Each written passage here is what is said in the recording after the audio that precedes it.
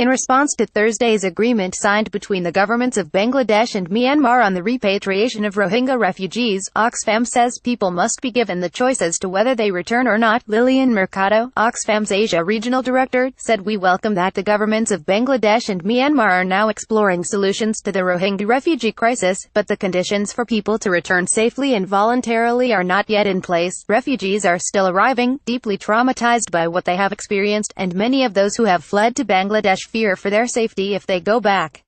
The Rohingya people, many of whom have suffered the trauma of death, rape, and destruction, must have the right to choose for themselves whether they'd like to return to Myanmar. Ending the violence, meeting the needs and protecting the rights of those still in Rakhine must now be a priority.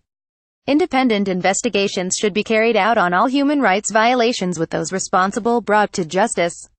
International humanitarian organizations and observers, including media, must be allowed free access. Aid for almost 1 million Rohingya refugees now in Bangladesh remains woefully inadequate, and the international community has a responsibility to do more to help until a long-term solution is found.